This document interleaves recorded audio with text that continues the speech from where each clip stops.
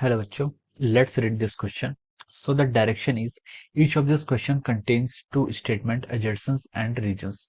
Each of this question also has four alternative choices, only one of which is the correct answer. You have to select the codes A, B, C, D given below.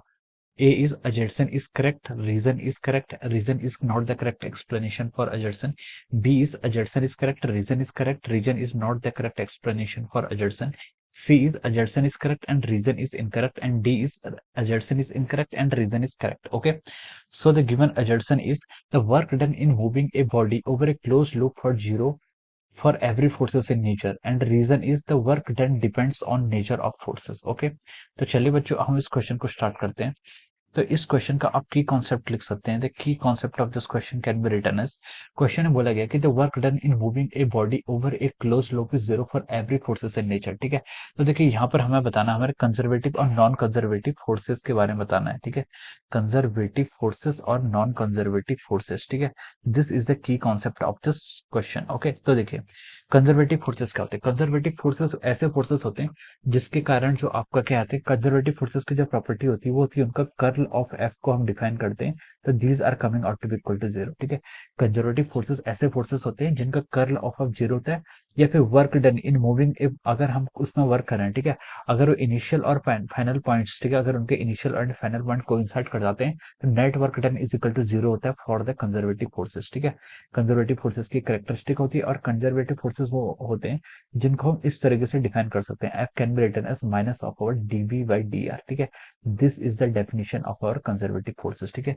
तो इस type के forces के कहलाते हैं आपके conservative forces कहलाते हैं। Okay, conservative forces के एग्जांपल होते हैं जैसे कि आपका ग्रेविटेशनल फोर्स। ठीक है, gravitational force is an example of our conservative force. ठीक है, और जैसे आपका इलेक्ट्रोस्टैटिक फोर्स होता है, this is also an example of our conservative force. ठीक है, तो such type of forces are known as our conservative force. Okay, so let's go through the statement. ठीक है, अब हमें यहाँ पर अजर्शंस पे चलते हैं। अजर्शंस पे देखिए उसने क्या बोला है।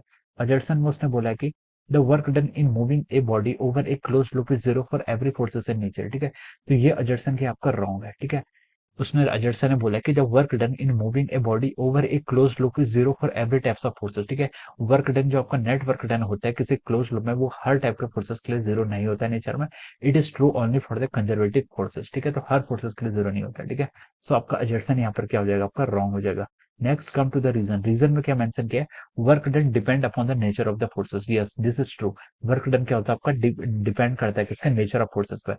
कंजर्वेटिव फोर्सेस के लिए आपका वर्क डन अलग होता है, नॉन कंजर्वेटिव फोर्सेस के लिए आपका क्या होता है, वर्क अलग अलग होता है। ठीक है, कंजर्वेटिव फोर्सेस के लिए work done in a circular path कितना हो जाता है, क्लोज लूप में जीरो हो जाता है, और नॉन कंजर्वेटिव के लिए वो नॉन जीरो होता है। ठीक है, तो रीजन आपके यहाँ पर आपका ट्रू है। ठीक है, तो हम बोल सकते हैं कि इस क्वेश्चन का आपका अजर्सन इनकरेक्ट है but reason is the correct. Okay, so देखिए ऑप्शन डी में हमें यह ऑप्शन गिवन है। ठीक है, so we can write down that option D is the correct answer. ठीक है, we can write down option D is correct for this question. Okay, option D क्या होगा, यहाँ से करेक्ट हो जाएगा। Okay, so option D will be the right answer of this question. So I hope you all understood this concept. All the best and thank you so much.